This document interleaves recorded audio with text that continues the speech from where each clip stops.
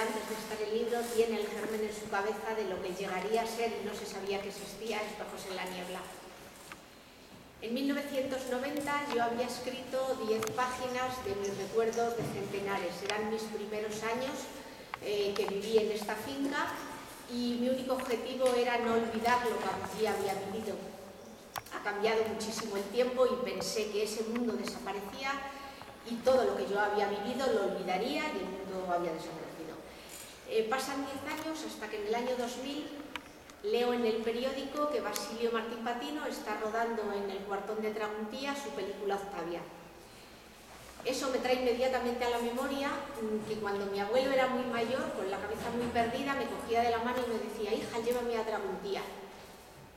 Yo nunca pregunté qué era aquello, desvaríos de mi abuelo, pero cuando salió la noticia en el periódico, pregunté en casa, digo, oye, ¿por qué esta referencia del abuelo a Traguntía? Y entonces me cuentan lo que aquí habéis visto, es todos los familiares son renteros del Cuartón de Traguntía y les expulsan en principio, por el retraso un día en el pago de la renta y por los amores de uno de los primos del abuelo con la bebé. Aquello yo no sabía muy bien si era una fantasía, algo engordado con los años y no tenía más referencia, pero bueno, siempre era una curiosidad. Estaba expectante que saliera la película Octavia, a ver qué imagen me podía yo hacer de lo que era el Cuartón de Traguntía, donde mis familiares habían trabajado casi desde mediados del siglo XIX, habían sido renteros 50 años.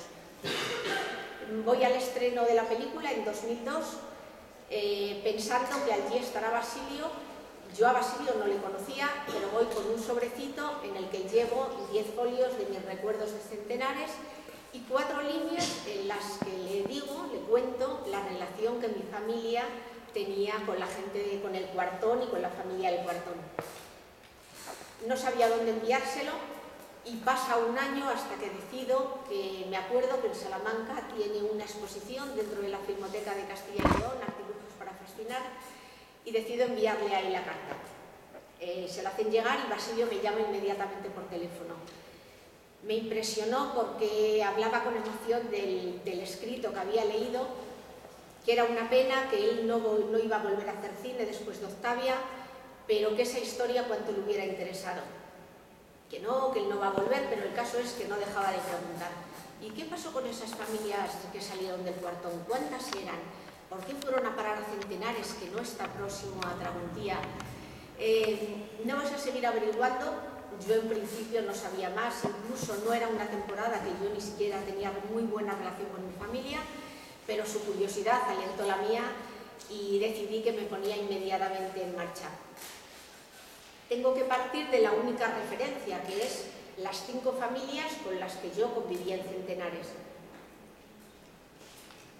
Les envío a estas 5 familias el escrito de mis recuerdos, diciéndoles que me interesaría que entre ellos recopilaran los recuerdos que tienen de la salida y de la expulsión del Cuartón y que quiero hacer un árbol genealógico y que empiecen a buscar fotos antiguas. Durante el año, esto es a final de 2003, en el año 2004 inmediatamente me empiezan a llegar referencias de otros familiares, casi todos en la zona de Villavieja, de Bañovares, muy cercanos, y yo tengo un método para hablar con todos. Yo me identifico y digo: hola, soy Macu Vicente, hija de Isidro, el de Centenares, y todos me contestaban: ah, sí, hija, ¿y qué quieres? Como si me conocieran de toda la vida. Centenares era como el eje para todos ellos, hubieran vivido o no en Centenares. Durante ese año yo a Basilio no le conocía y lo que hacía era permanentemente todos los contactos que a mí me iban llegando, yo le escribía, le contaba quién había llegado, era como las visitas que llegaban a casa. Pues hoy han llegado a casa esta familia, enviaba las fotos y cómo se iba desplegando poco a poco el árbol genealógico, que al final comienza siendo un cuarto de página y al final termina siendo este árbol genealógico de 7 generaciones. Entonces iba creciendo poquito a poco y yo le mandaba a Basilio todos los datos. Basilio se emocionaba sobre todo con las fotografías, las que habéis podido ver aquí. Santi, durante ese tiempo yo no podía hacer mucho más trabajo que lo que era la relación con mi familia Una tía mía tiene una excelente memoria, hermana de mi padre, y tiro de ella, dice que le estoy secando la mente, porque tiro de ella continuamente, quién era, por qué, de qué. Basilio me preguntaba a mí y yo tiraba de la otra cuerda. Entonces poco a poco iba configurándose esa historia, y Santi, por otra parte, se encargaba de hacer fotografías, escanear documentos, sacábamos todo tipo de cosas, objetos, todo lo que nos pudiera ayudar a reconstruir, porque no teníamos nada. Y la idea era una idea fantástica, que íbamos a hacer un libro para la familia. A final de 2004, en diciembre, Basilio llama para ver si nos conocemos. Fuimos a su casa y yo, nada más conocerle, tengo el atrevimiento de pedirle el prólogo para un libro que no existe. Tal cual se lo estoy diciendo, me entró una vergüenza horrible, pero Basilio dijo tan rápido que sí, que pasé de la vergüenza a la emoción que me dio. Con el tiempo comprobaré que Basilio tenía espejos en la niebla casi desde que intuye la primera historia con lo que yo le cuento mínimamente del cuartón, porque ahora podréis ir viendo cómo luego vais a llegar a espejos y cómo es Basilio. Si el año 2004 fue el rodaje, el poner los pies un poco sobre la tierra y las familias, el año 2005 fue el año de los descubrimientos, todo era un hito, o sea, aquello fue la explosión de novedades. Para empezar, se pone en contacto conmigo, al que yo ya llamaré y seguiré llamando siempre el tataraprimo, compartimos tatarabuelo. Es un tipo que se ha jubilado, acaba de jubilarse, y se ha emocionado completamente con la historia, está tan emocionado como yo o más, y me dice que se pone a mi disposición para lo que yo quiera. Me viene muy bien porque yo estoy en Madrid, estoy trabajando, y para mí ese era mi ayudante de campo. Él me dice, tú pídeme que yo voy donde haga falta. Fue la persona que recorrió lo que yo le mandaba, cementerios, fincas, archivos parroquiales, cualquier cosa. Nunca vino sin lo que yo pidiera, el tiempo que le costara. En pocos meses me envió transcritas todas las partidas de nacimiento, bautismo, de funciones de los familiares en Tramuntía. Para mí eso fue el andamiaje sobre el que construir el libro, porque ahí aparecen los 8 hijos de los tatarabuelos con sus maridos, sus hijos, fechas en que nacieron, los habían casado, con lo que era un hilo fantástico para seguir tirando de la historia. Por otra parte, en el mes de marzo, cuando voy a mi casa en mi pueblo, mi hermana la pequeña, que es la que se encarga de los papeles de la casa, me dice que por qué no miro la caja de las escrituras, que hay papeles muy antiguos.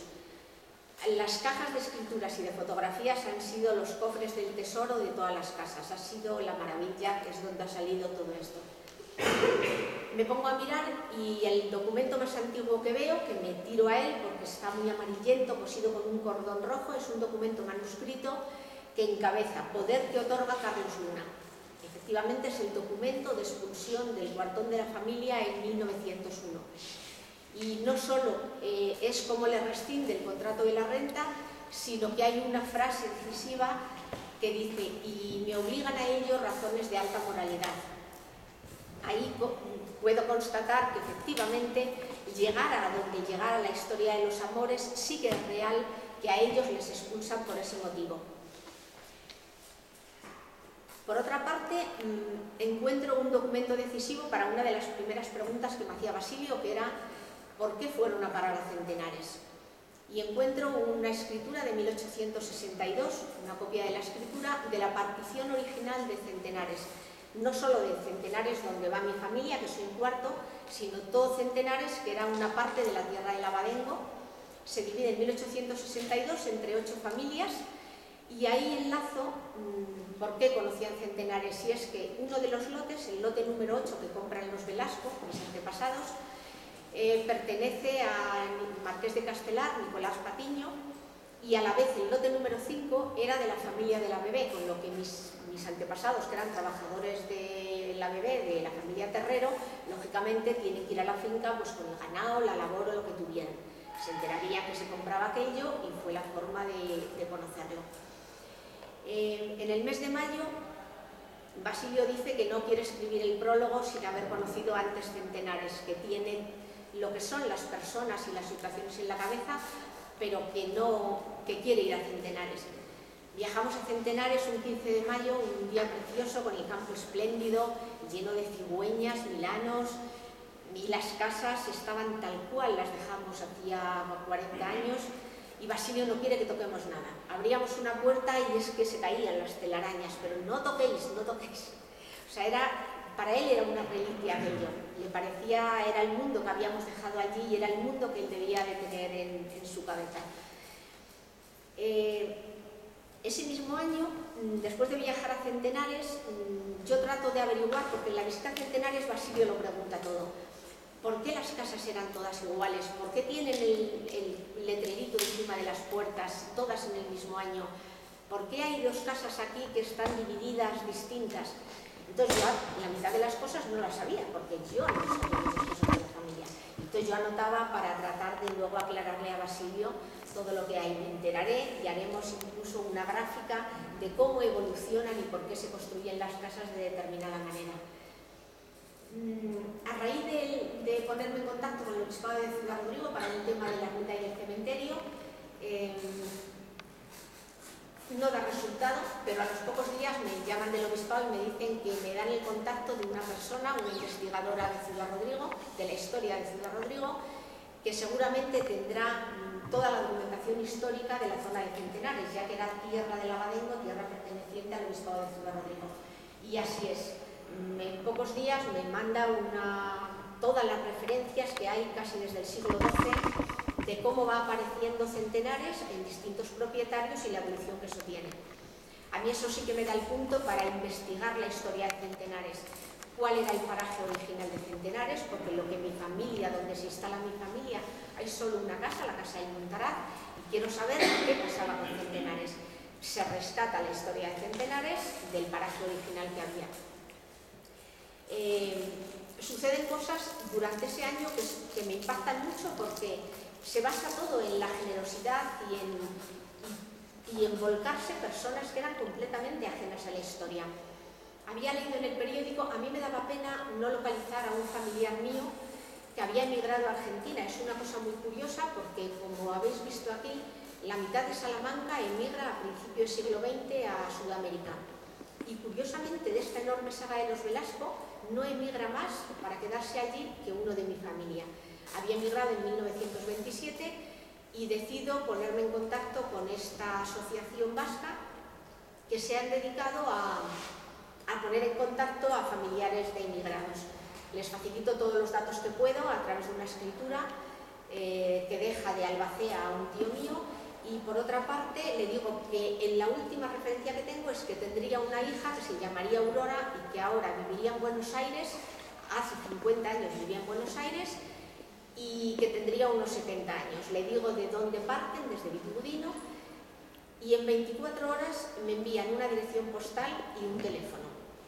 Yo no pude resistir y ni miré la hora. Me agarré el teléfono y llamé. Me cogió el teléfono esta persona y su respuesta con emoción fue: ¿pero de dónde me llamas? De Centenares, la finca era de mi papá. O sea, fue una cosa, Centenares era como si estuviera en el pueblo de al lado y estaba en Argentina. Tenía la historia tan reciente como la teníamos todos nosotros. En el mes de agosto yo había conocido a Nacho Francia unos meses antes a través de Basilio y Nacho dice, bueno, durante todo este proceso nosotros íbamos haciendo unas maquetitas caseras del libro que parecía que el libro estaba hecho. Esto nos animaba muchísimo porque lo hacíamos en casa, pero el libro parecía que estaba hecho. Entonces Nacho dice que por qué no lo presentamos a la obra social Caja Duero, y efectivamente lo presentamos y en pocos meses se aprueba la edición, pero yo no quiero entregar el original porque me faltaba un puntal que era algo decisivo. Yo no encontraba a la familia de Froilán, el amor de la bebé, y sacar una historia en que me falta el protagonista no tenía sentido. Pero por otro golpe de buena suerte, a final de verano, un familiar oye hablar en un bar de esa familia que él cree que pueden ser los descendientes de la familia de Froilán.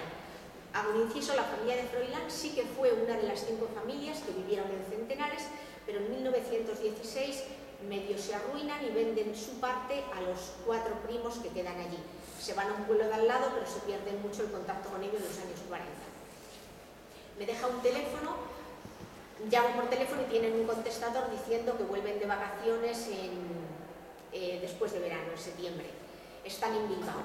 A mí ahí me daba cosa contactar con ellos por teléfono, porque me parecía que tenía que ser algo más íntimo. ¿Cómo le voy a plantear a dos mujeres de 80 años que quiero sacar a la luz la historia de su padre, de los amores con una mujer y por los que expulsan a todos sus familiares del sitio este?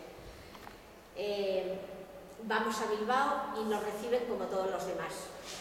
Sacan la caja de las fotos, nos cuentan todas las vicisitudes y peripecias que han tenido en la vida, han sido inmigrantes en Francia, han regresado hace pocos años a Bilbao y por fin volvemos con la imagen de Froilán. Durante el año 2004, que yo a Basilio le breaba cartas y él me llamaba por teléfono, solo hay 2 ocasiones, creo, en que yo le llamo por teléfono, que fueron cuando encuentro el documento de expulsión del cuartón y cuando encuentro a Froilán. Aquello me pareció, a mí es que me encendía esa historia. Ya aparentemente está toda la historia y he recopilado, no os puedo detallar todo porque realmente han ido apareciendo todas las familias y todas las familias he ido enviando fotografías. Yo todas las historias que me contaban las contrastaba con ellos, yo las escribía y les enviaba una carta en la que plegaba otro sobrecito diciéndole cuando lo hayas revisado me lo envías y con las fotografías que tengas. Sé la poca costumbre que tienen las personas que usan el correo. Me enviaba todo el mundo lo que tenía y a todo el mundo le parecía bien porque las historias me parecen complicadas porque juegan muy malas pasadas. La memoria yo creo que siempre está pasado por el filtro de la propia vida, está siempre rodeados de realidades y de un poco de sueño. Lo he comprobado ahora, 10 años después de haber escrito el libro. Si yo no hubiera hecho un librito, que es este, como se hizo Centenares, yo ahora no hubiera recordado la mitad de las cosas. Durante el año que está en imprenta el libro, decido, un poco para matar la ansiedad del libro que he hecho y que nunca había hecho otra cosa, decido recopilar todo el proceso en un libro casero de contar paso a paso cómo hemos ido haciendo este libro. Lo que os estoy contando, pero detallado, porque pienso que se me puede olvidar. Esto lo hacemos para regalar a amigos, junto a un recortable que Santi prepara también con las 8 planchas para que reconstruyan todos la iglesia, que fue el eje que situó las nuevas vidas de las familias. Basilio, yo había enviado ya el libro a la imprenta y Basilio no me había enviado el prólogo, pero la espera tuvo su recompensa. La llegada del prólogo de Basilio me hizo cambiar el chip. O sea, yo estaba centrada en mi historia particular, yo que sé, era como mi puntito pequeño, y lo que hace Basilio es sacar esa historia de la individualidad, situarla en un contexto sociopolítico, coger la historia como un ejemplo de lo que era el mundo de Salamanca, la Salamanca rural, y cómo es simplemente el ejemplo de ese mundo, un mundo conservador, integrista, Salamanca asolada completamente por la despoblación y por la inmigración y que acabaría en la guerra civil. Me parece que es una parte decisiva del libro. El libro al final me cuesta muchísimo estructurarlo porque hay tal cantidad de información, de fotografías, de objetos, de mezclarse cosas, de mis recuerdos, de la historia de Centenares. Finalmente decido estructurarla en 6 capítulos independientes totalmente unos de otros. Tú puedes ver las fotos y no afecta a que no te quieras leer el archivo documental o no te leas los recuerdos de Centenares, pero te leas la historia de las familias. Eso me tranquilizó bastante porque pensé que se podía entender. Una cosa que es curiosa es cómo hay que aprovechar los imprevistos durante todos estos procesos que no tienen un plan previo. Por ejemplo, una de las familias que más nos costó encontrar era la familia del Rojo de Valderas. Siempre muy inventado en mi casa. Se hablaban de los Moronta y tal, y el Rojo de Valderas era decisivo. El Rojo de Valderas nos costó una barbaridad. Teníamos una idea hecha que era rojo, era un rojo al que no había tenido relación con la familia, que era una familia católica tradicional, conservadora, y hubieran perdido el contacto y hubieran desaparecido. Pues nada más lejos de la realidad. Cuando lo localizamos y vimos una fotografía que se ve aquí, se ve en el libro, el rojo tiene un yugo en las flechas reluciente en la solapa. era rojo por ser pelirrojo. O sea que nunca hay que fiarse de las apariencias o de lo que te has creado inicialmente en la cabeza. Bueno, lo que quise hacer con el libro es la memoria de un lugar y de unas gentes a través de unas vivencias, contar los recuerdos que todas esas personas que fuimos los descendientes de Sebastián y Juana habíamos ido rememorando, que todos prácticamente yo no las había llegado a conocer, pero los mayores que yo incluso prácticamente las habían perdido, no habían vuelto a hablar de ellas, y simplemente quiero leer un párrafo del prólogo de Basilio que creo que centra este tema de la memoria. Que las tendré por aquí. Yo creo que Espejos, que habéis visto, es una muestra de la brillante capacidad de Basilio para pensar con imágenes. Creo que eso es Espejos en la niebla. Y Basilio dice en el prólogo: hay muy poco que inventar. Creo que al montar historias no hacemos sino concatenar experiencias propias o ajenas, quizás no oídas nunca, fruto de no sé qué adivinaciones o fantasías. Solamente deciros que si alguna persona os cae una historia un día o tenéis algo que pensáis de lo que puede estirar de la cuerda, con una cosa tan simple como mis primeros recuerdos, mi infancia en un lugar, dan lugar a través de la gran intuición de Basilio a Espejos en la niebla. Nada más. Muy bien.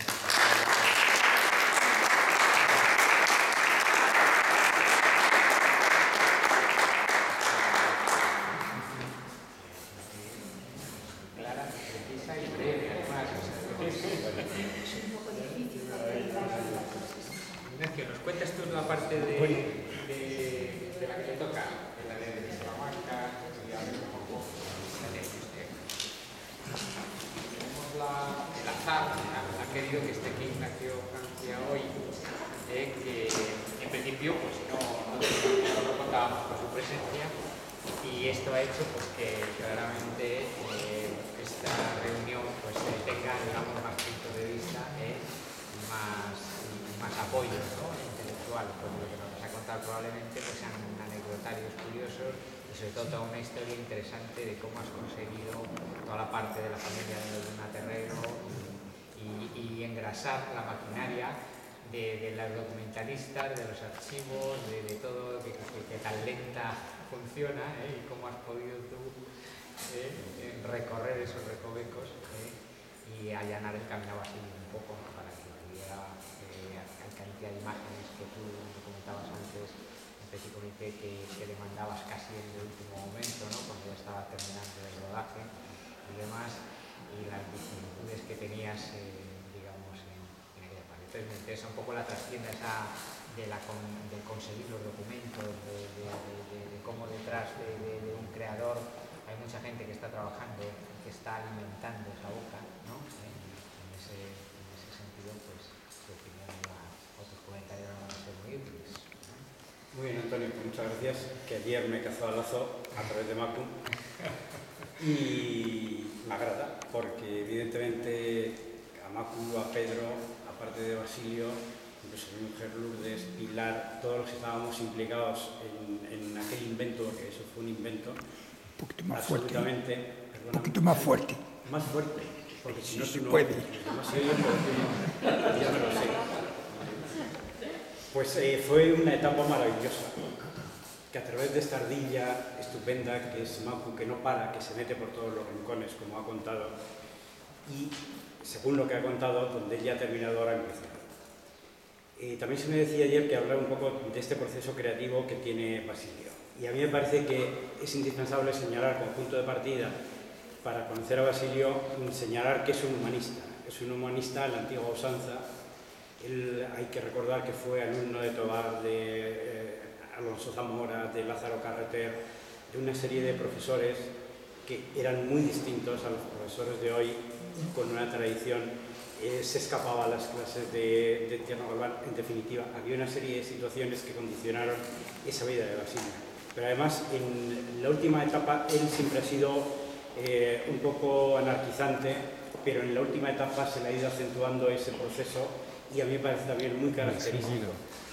Eso determina que además, por otra parte, al enfrentarse con lo que entendemos por cine, hay que señalar, porque es evidente, que su cine no se relaciona con el cine habitual, con el cine convencional. Ya desde el primer momento, 9 cartas a Berta, y quiero señalar, al mentar a 9 cartas a Berta, que en este momento, precisamente hoy, desde el día 14 pasado hasta el día 22 de mayo próximo, se está rodando, hace 50 años, se está rodando en Salamanca 9 cartas a Berta. Es decir, estamos en el medio siglo de 9 cartas a Berta. Pues bien, en esa película ya Basilio deja de ser, digamos, el hombre que hace un cine convencional dentro del nuevo cine español, es el que entra más en la ruptura con los congelados de imágenes, con el planteamiento del desarrollo de la historia de Lorenzo, aquel estudiante que ha conocido las mieles del amor y de la libertad en la Berta, con el padre exiliado en Londres, etc., ¿no? Hay una ruptura. Ese cine de Basilio, que ya se había apuntado en el noveno y sobre todo y especialmente en Torerillos, en 9 cartas a Berta, explota ya como un cine distinto, hace medio siglo. Después, cuando él ya estalla con la siguiente película del amor entre las soledades a causa de los problemas censores, tanto oficiales como sobre todo de la productora, él decide irse del cine. Es cuando llega Canciones para después de una guerra, cuando llega Caudillo, cuando llega Queridísimos verdugos, y ya entra digamos, en la marginalidad del cine, de lo que es el cine convencional, y entra en otro tipo de cine. Pues bien, ya dentro de esa etapa del cine, él sigue con las rupturas. Él sigue haciendo un cine bien diferente y que digamos, es fractal. Y digamos, el culmen de ese recorrido va a ser precisamente Espejos en la niebla. Pero por hacer un poco de historia también en ese sentido, aparte de 9 cartas a Berta, como he dicho, está Octavia, por ejemplo, también, y hay quien lo considera la continuación de 9 cartas a Berta, el último punto de conexión ya del cine de Basilio. Para mí no lo es, pero ahí va igualmente también. Pero tenemos, por ejemplo, Capea. Algunas imágenes se han visto aquí, la fragmentación de la imagen del documental El noveno es otra prueba enorme de cómo trabaja y cómo desmembra la imagen. Y está también el audiovisual que se hizo para la exposición de Shanghái en el pabellón de España, donde monta otro artilugio absolutamente distinto, innovador, rompedor, totalmente en el camino ese de desconexión con lo que es la realidad. Pero está sobre todo Espejos, aunque luego el último recorrido, que ya va a ser el último de Basilio dentro del cine, es el 15M con Libre te quiero, donde precisamente sí hay una ruptura con todo lo demás, porque ahí sí que no hay preparación, no hay documentación, no hay nada más que imagen captada de lo que él ve de su propio 15M. El 15M de Basilio no es el 15M. El 15M, él llega a la Puerta del Sol y se encuentra además con el cámara, con el Parra, con el que había rodado el documental para Shanghái. Y dice, oye, esto quedaría muy bien, no podemos tener una cámara. Y al día siguiente se ponen a rodar, sin más. Entonces, Basilio lo que destaca del 15M es la alegría que hay allí dentro, es la vitalidad, la fuerza que destila la Puerta del Sol. Pero también están los mensajes del 15M, están en la lectura de los manifiestos, está en la protesta, está todo lo que representa la actuación de los policías, etc., ¿no? Pero ahí sí que es un cine distinto, que enlaza, si se quiere, con lo que era el primer momento del cine de Basilio. Bueno, eso ha sido un poco como hace.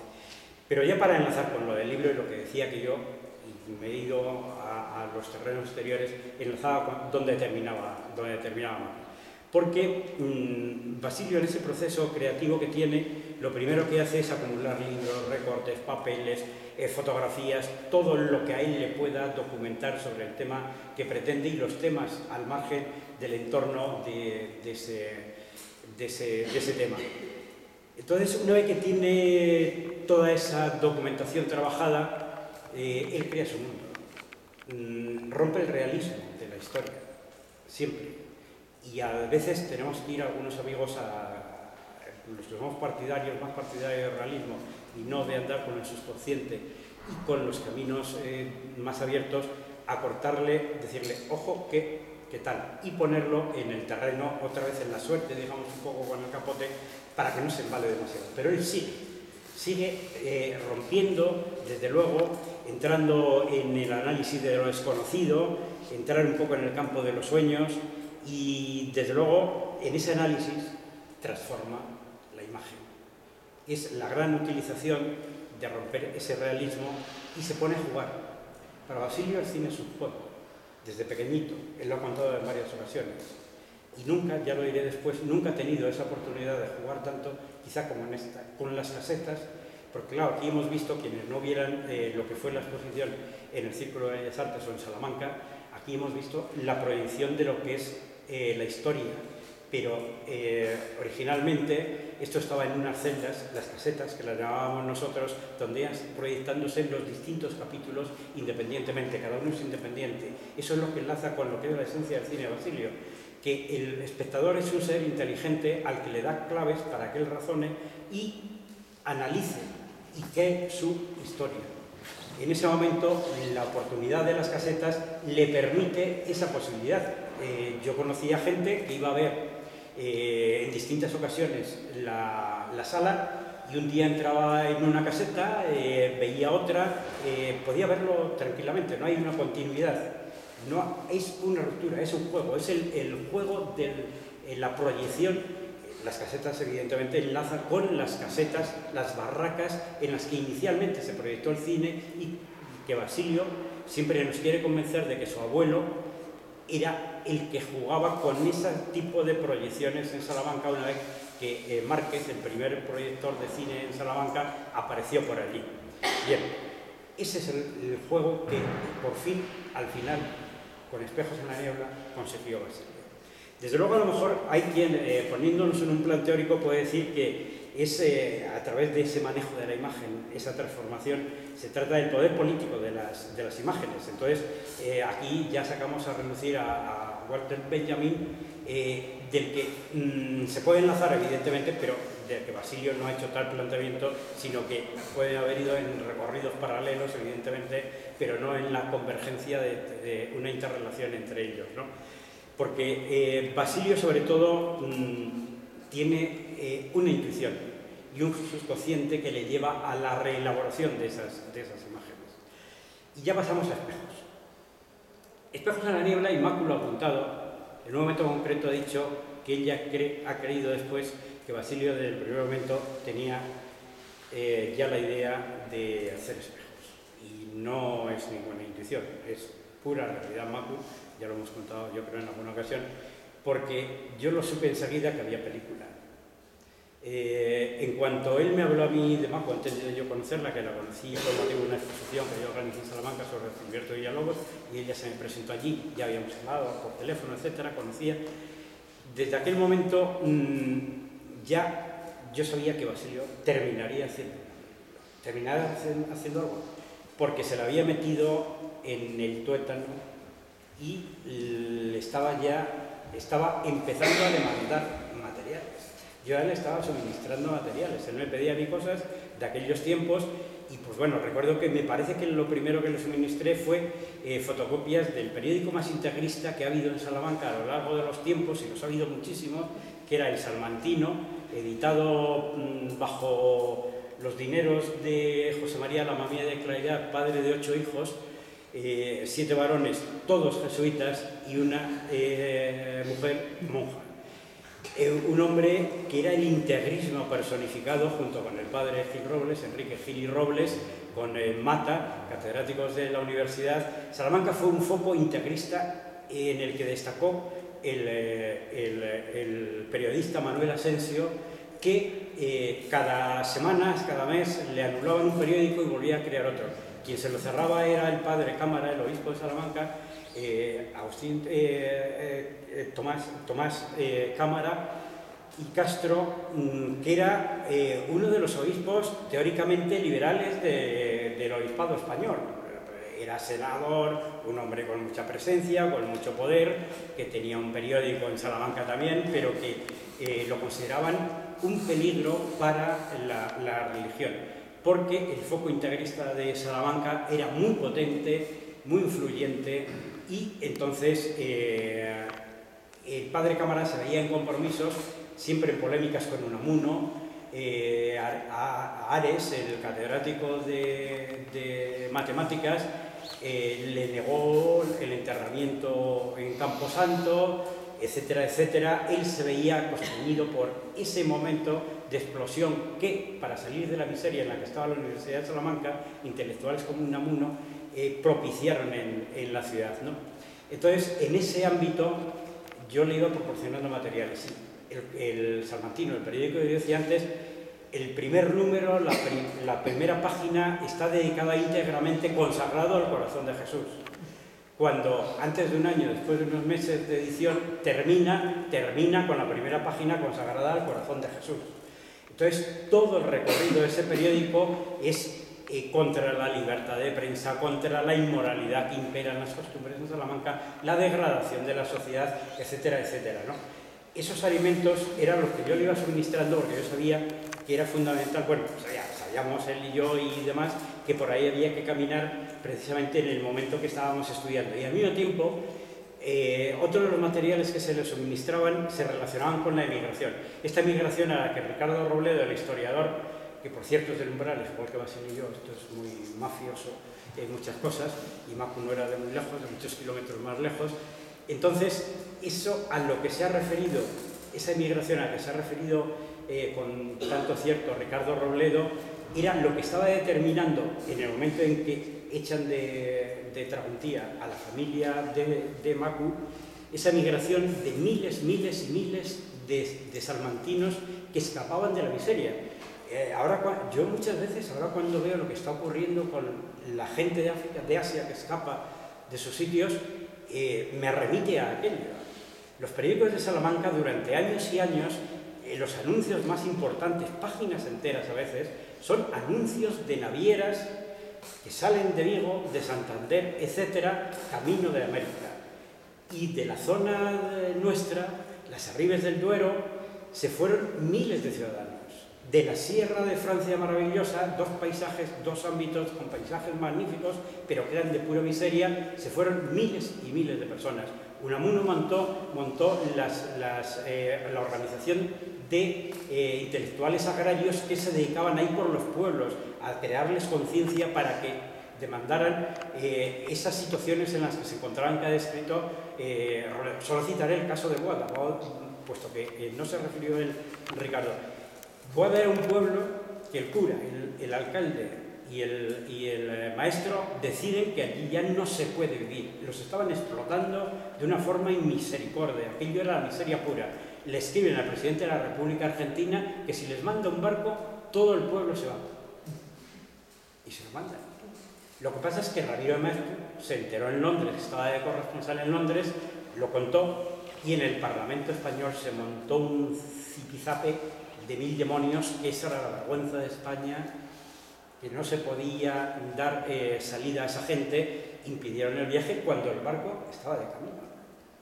Entonces, esas situaciones eran las que le suministrábamos también a Basilio, porque inicialmente pretendíamos un poco, era el contrapunto. La familia de Macu fue capaz de irse a Centenares, por lo que ella contaba. Conocían aquella zona, tenían algún dinerillo y se endeudaron, evidentemente, para comprar ese cuarto que había en la zona esa, próximo a Vallovares, entre Vallovares y Villavieja.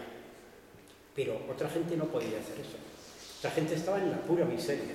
Y mientras esta gente se instaló y fue tirando y mejoró sus días, las otras personas de Salamanca que estaban sometidas, además, a unas rentas infames, a unas situaciones de explotación, a lo que es África, casi. Y si hoy escapan esta gente que ahora se nos está ahogando en el Mediterráneo, precisamente estos se iban en los barcos también de la misma forma, que es algo que se nos ha olvidado, aparte de luego de la emigración que viene en los años 50-60, ¿no? Que esa ya era otro tipo y era a otro ámbito. Pero aquello fue tremendo y Salamanca se desangró. Fue una de las provincias españolas que más se desangró en ese sentido. Por ahí queríamos inicialmente orientar un poco lo que iba a ser esto. Y bueno, entonces, Macu ha contado que Octavia a ella le supuso la explosión en relación con lo de Centenares, efectivamente. Pero Octavia tiene dos puntos en ese sentido.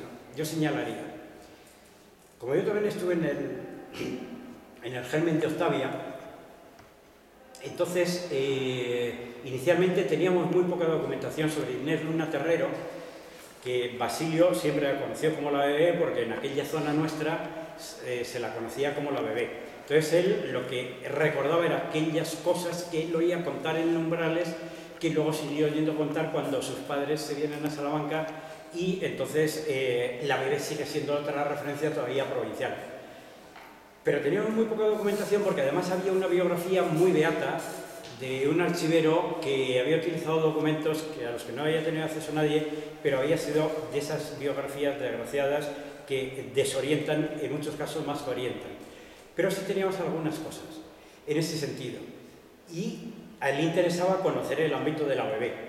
Entonces nos vamos al Cuartón, yo al Cuartón, un Jueves Santo, vamos Pilar, Lourdes, él y yo, y era un día precioso. Hacía un sol espléndido, daba gusto andar por el Cuartón. Quienes conozcan aquello, ahora hay un hotel, por cierto, y es un muy recomendable viaje por allí. Entonces nos presentamos en aquel Jueves Santo allí, queda absolutamente alucinado ante las ruinas del palacete, la casona de la bebé y sobre todo ante la capilla. Estamos delante de la capilla, una capilla maronita, porque Inés Luna Terrero trajo a los maronitas a España, los amparó y fue, digamos, el punto de partida del ecumenismo en España. Aquellos libaneses que se asientan en Tramuntía fue una nota, otra nota más de modernidad y de extrañeza en relación con Inés Luna Terrero. Bien, nos situamos ante la capilla maronita y me dice, esto con nieve quedaría cojonudo. Estábamos con la preparación de Octavia. Le digo, pues como no metas ordenador, listo, vas listo. Bueno, estamos rodando ya de lo último, en la última escena, la última secuencia de Octavia, con el entierro de Octavia. Está empezando a hablar Miguel Ángel Solá sobre la situación del entierro, haciendo su panegírico, y hacía un frío de horroroso. Era un 21 de noviembre. Y se pone a nevar. Aquel hombre me mira, sardónico. Solo él y yo sabíamos lo que era aquello. Y la gente empieza a espantarse cuando empieza a nevar. Se levanta y dice, ¡quietos todos! Pedro está. Bueno, había que pararse porque es que estaba nevando, claro, es que lo que quería. Es que él quería el entierro con nieve. Y se había puesto a nevar. Es como cuando dice, va, no hay que preocuparse, yo voy a encontrar dónde aparcar. Pues aquello le ocurrió. Nevó. No fue ordenador lo que hubo que meter en la película, ¿no? Bueno, pues esa Octavia la vio aquel día y dijo, ya tengo película. En cuanto él vio el Cuartón, supo por dónde orientar la película. Entonces, esa película que tiene el Cuartón como uno de los puntos de referencia de Octavia, con su interrelación de modernidad, con aquella Liberty que ha encontrado en el Campo Charro, es lo que Amaku, cuando ve la película, hace lo que ella nos ha referido, ¿no? Entonces aquí hay dos puntos. Uno, cómo Basilio entra hacia el Cuartón para referir con la poca documentación que teníamos sobre Inés Luna Terrero, y cómo Macu en ese momento explota y empieza a investigar en relación con la familia. Saca el libro, ya no hay por qué volver a referir esa historia, él nos lo ha contado, y entonces, digamos, cuando le empieza a llegar a Basilio la documentación, él empieza a contar. Hay una chica que me cuenta unas historias, me da a leer los papeles, esos primeros folios, y digo, esto aquí hay mucho intríngulis. Yo sabía que de ahí iba a salir una peli, no sabía lo que iba a ser, pero era complicado, porque Basilio nos había engañado a todos, que iba a traer a Madrid una exposición que había estado en Granada, en el Centro José Caballero, en el Guerrero, perdón, que iba a venir al Bellas Artes, al Círculo de Bellas Artes, que era el contrato que tenía con el Círculo de Bellas Artes. Y yo, por ejemplo, que no me dejó ir a Granada porque dice, ahí vas a ir a Granada, si la vas a ver en Madrid. Pues me quedé sin verla. ¿Por qué? Porque en ese momento entra Macu con sus papeles y Basilio empieza a dinamitar aquel proyecto que tenía, convence al Círculo de Bellas Artes de que tiene otra historia mucho mejor, nueva, y distinta a la que se había planteado allí. Y es cuando ya se plantea, con todo esto que nos ha contado Macu después, todo el tinglao de la película.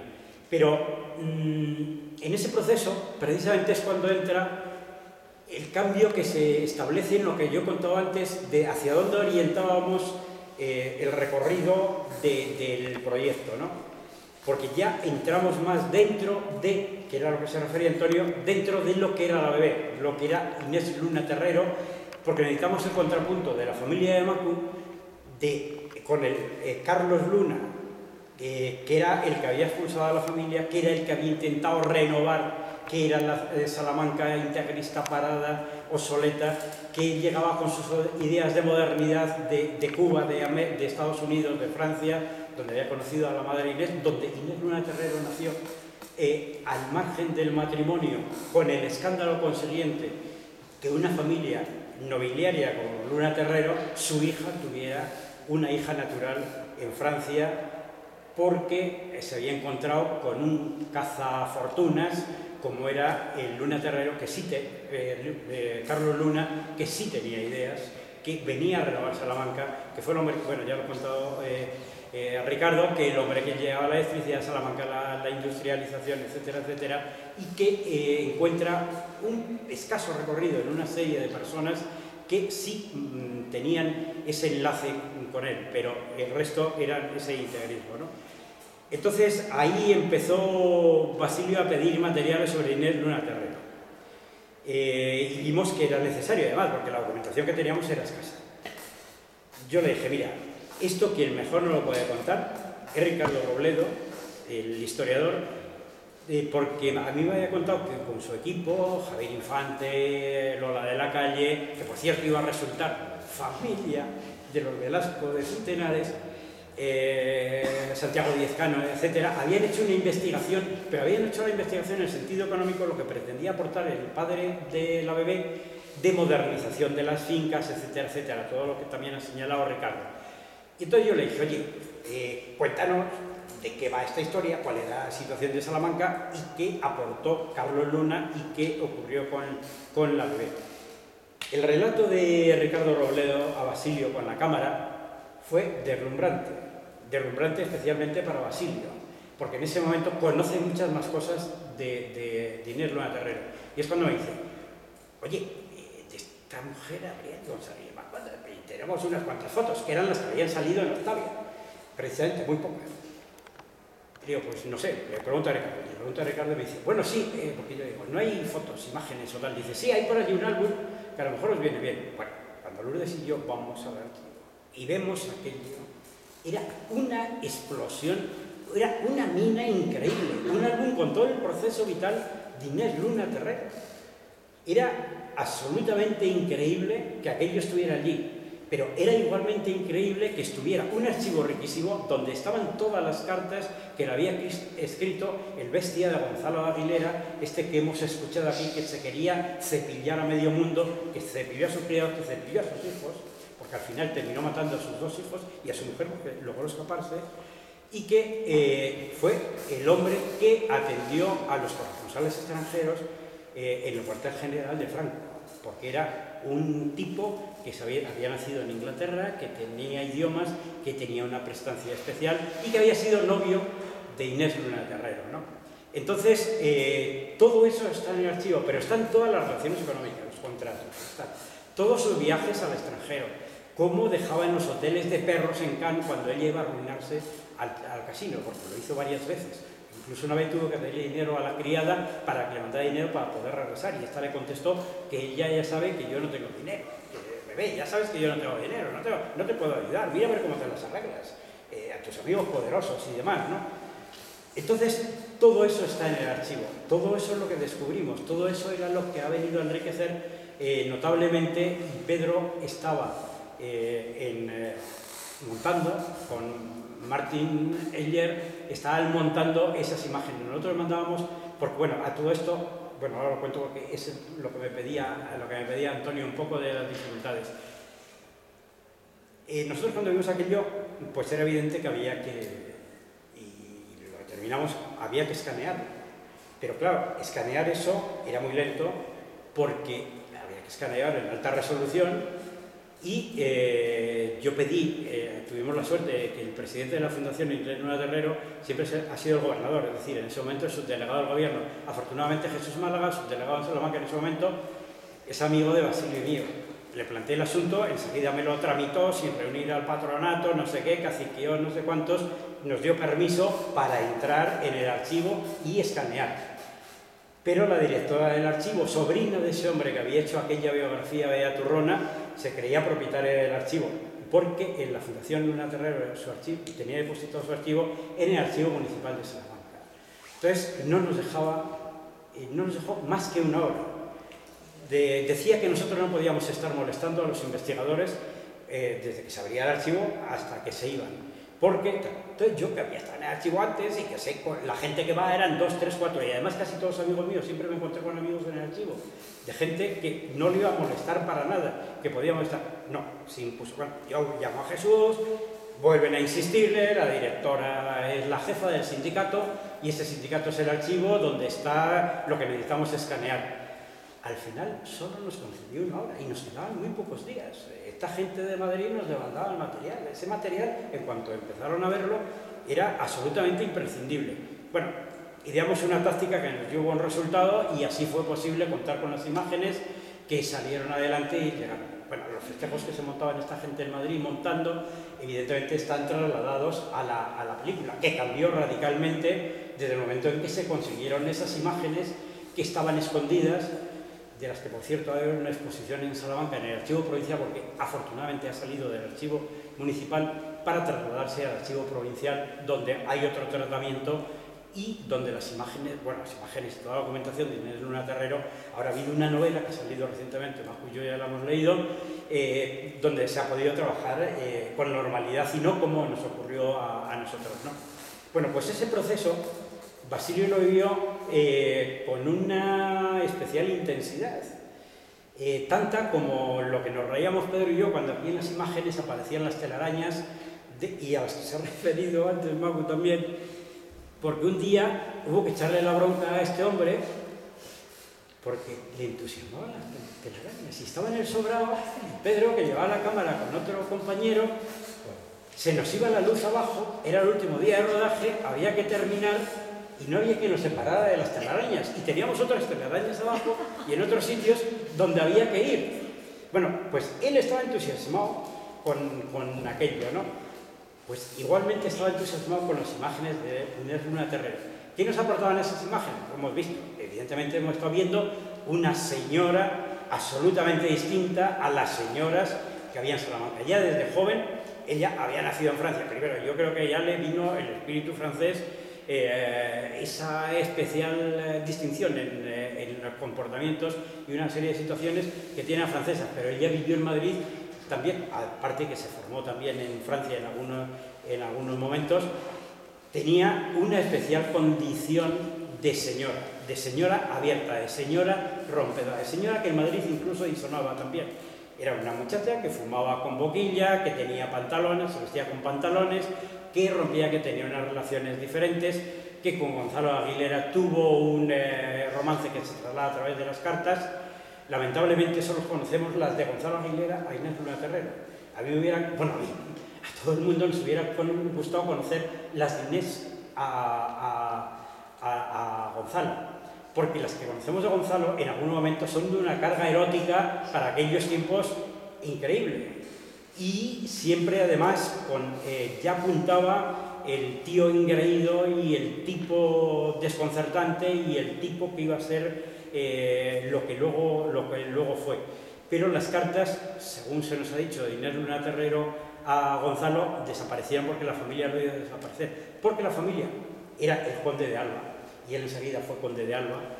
Consideraba a Inés hija de un advenedizo, como era Carlos Luna, y no impidió que hubiera avance en los amores. Por otra parte, él no quería comprometerse, estaba además en aquel momento liado, que será el término, también con una planchadora que luego terminó siendo su mujer. Es decir, su familia no quiso a Inés Luna Terrero, que al fin y al cabo por una rama era nobiliaria, digamos, por relacionarse con ellos, con los Terreros, y que don Carlos Luna era un hombre que había llevado a Salamanca todo lo que había sido de impulso y demás, y terminó casándose con la planchadora, que era una buena mujer, Magdalena, a la que no mató de puro milagro, también al final, este hombre que por otra parte era un gran cerebro, fue inventor de muchas cosas, fue uno de los grandes avanzados en la radio, en aportaciones a la radio, fue un tío que trabajó sobre el átomo, están publicados en periódicos y en revistas investigaciones suyas,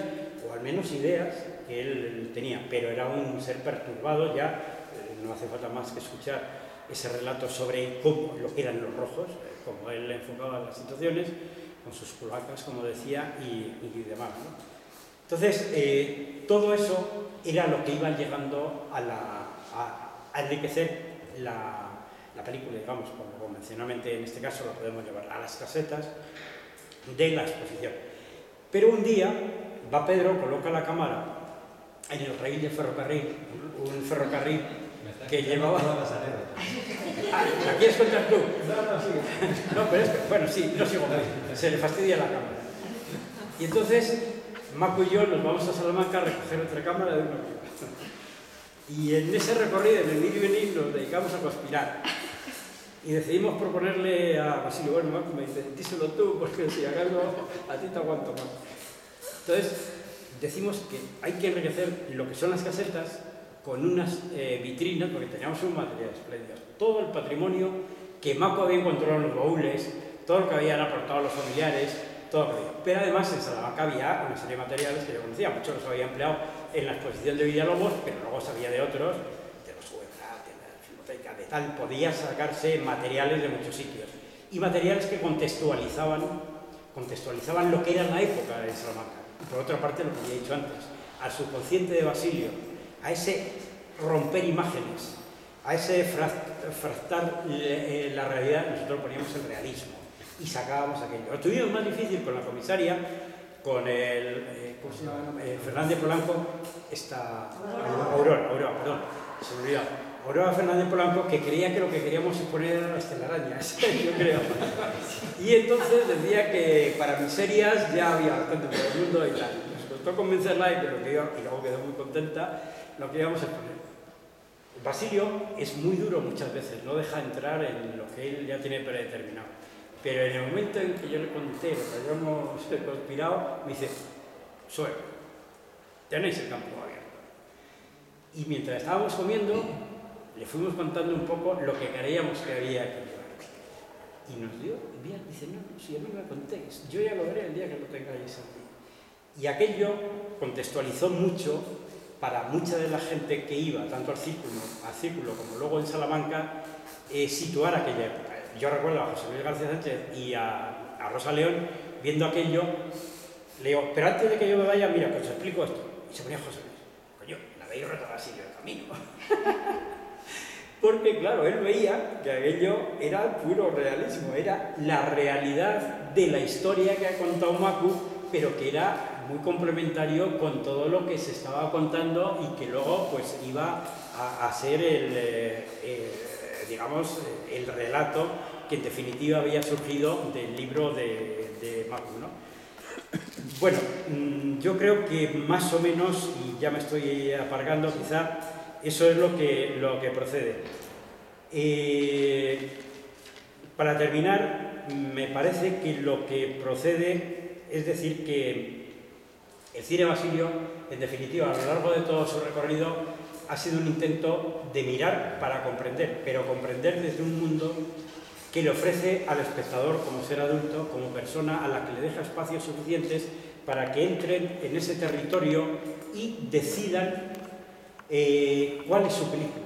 Una es la película del director, otra es la película que vemos nosotros y las pistas que nos dan.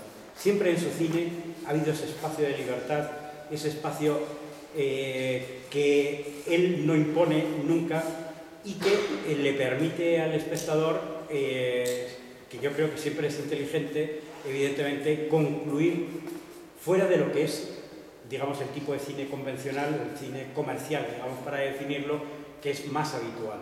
Entonces, esa libertad creativa es lo que consiguió Basilio, pero a base de esfuerzos que suponían irse de la industria, irse de la fama, digamos, él nunca buscaba la fama, ni mucho menos eso era lo que menos le preocupaba, sino dedicarse a hacer lo que le daba la gana, dedicarse desde la libertad, pero evidentemente perdiendo, digamos, mucho dinero. Y siempre además recogiendo elementos que surgían cuando está rodando. Pedro sabe que rodar con Basilio es temeroso, porque ya en 9 cartas a Berta lo hizo. El día 9 de mayo próximo se cumplirán 50 años. Cuando estaban rodando en Salamanca, se entera que el domingo 9 de mayo a las 8 de la tarde en la Plaza Mayor hay un acto conmemorativo de los 25 años de paz, que eran aquel año. Y él ve el mundo abierto. Dice, esto hay que rodarlo. Era un acto patriótico, se anunciaba en los periódicos como un acto patriótico de enorme trascendencia, donde se reconocía el esfuerzo del régimen franquista, tal. Él consigue, y además hacen determinados artilugios para meter la cámara, meter a Antonio, al padre de Lorenzo, no me acuerdo del nombre, Antonio Casas, perdón. Antonio Casas. Lo mete en el sector de alféreces provisionales y lo filma todo aquello. Eso no estaba en la guión. Y precisamente porque no estaba y por lo que representaba, fue la secuencia que más problemas le dio con la censura. García Escudero era aperturista, estamos hablando de 1965, no le permitía que aquello, porque decía que iba a generar protestas, que iba a ser una fuente de conflictos, etc. Basilio jugó ahí bien, fue hábil. Normalmente es hábil, pero ahí estuvo mucho más listo todavía. Dice, si yo consigo que los alféreces provisionales autoricen esa secuencia, esto se mantiene. En ese caso no hay problema. A través del padre José Luis García Sánchez, que era militar, consiguió que los alféreces provisionales vieran la película. La vieron y la autorizaron. Dijeron que no había nada ofensivo, claro, ¿por qué lo iba a ver? Si era la realidad, exactamente lo que se había visto en la Plaza Mayor. Bueno, en esa película ya empezó a meter lo que no estaba. Si saltamos a Octavia, por ejemplo, en Octavia, el día que más frío hacía, más que todavía el día del Cuartón, de cuando el entierro, aquel día se estaba filmando en la Casa de las Muertes a la pobre Menguay Trins, que era la protagonista Octavia. Se la estaba filmando, que además le tenían que dar una cosa para que no salieran los vapores del frío que le salía de la boca, y estaba rodando, que estaba en bikini porque salía de la piscina, etcétera, etcétera. Y llego yo y le digo, hola, ¿qué hacéis por ahí en la plaza? Hay manifestación de estudiantes. Se acabó. Dijo, cámaras, vámonos, cámara y sonido. Cogió rápidamente, se terminó aquello y salió corriendo detrás de los estudiantes. Ya no estaban en la plaza, estaban en la Gran Vía, donde los pillan protestando ante el gobierno civil. Entonces, ruedan, filman, y aquello que supuso, bueno, luego no entró en la película, yo creo que afortunadamente, pero aquello retrasó la filmación de una de las escenas cumbre que hay en la película en trabajo de producción. Había 3 cámaras preparadas aquel día para filmar la llegada en caballo de Octavia a la plaza cuando se quita la capa y queda desnuda, ¿no? En propia plaza. Había 4 grados bajo cero en el termómetro, pero había 10 en lo que era el sentido del impacto del frío que hacía. La pobre mujer tuvo que estar esperando, porque tuvo que estar en el caballo ya antes, mientras Basilio andaba persiguiendo a los estudiantes y demás, con la capa simplemente y subida en el caballo. Bueno, ese es otro ejemplo. Pero ese ejemplo ocurrió, por ejemplo, y también estaba Pedro, el día de que se va a Salamanca a filmar yo creo que eso no es formato, a filmar para lo de el audiovisual de Shanghái.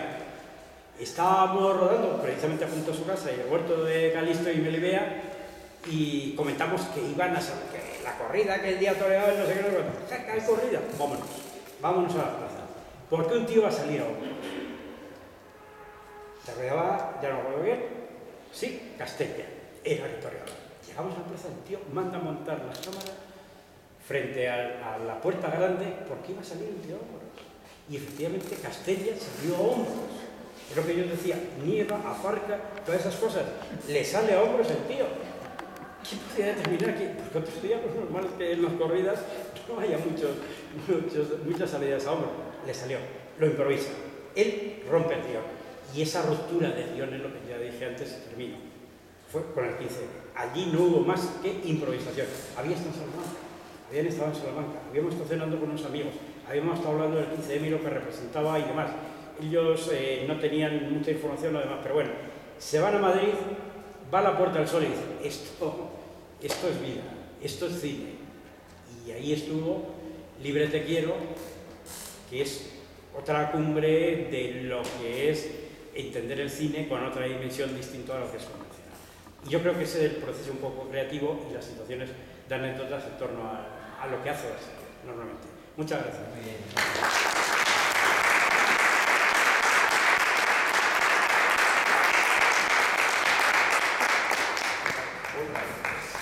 ¿Ya has visto todas las anécdotas o...? No, yo creo que sí. Sí.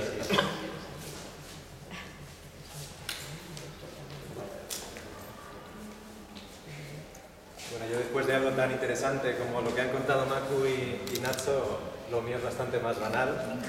Desde mi perfil técnico, meramente soy su extensión, soy su mano, porque él ya no, digamos, con esta tecnología no puede. Él procede o viene de la moviola, de cortar con sus manitas, tijeras, cuchilla, etcétera, la película y maltratarla, que es lo que le gusta hacer, jugar.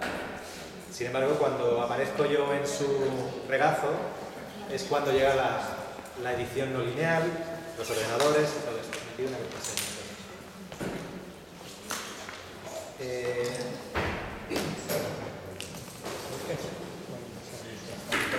Perdón, es que como ha mencionado Nacho un par de veces lo de Shanghái, me parecía un buen premio para los que quedamos aquí, que podáis ver algo de Shanghái, no se puede ver todo. Pero tengo aquí un poquito de un pequeño premio que no pudimos verlo muchos por no poder viajar a Shanghái. Yo, por ejemplo, ¿no has visto nada? Nada.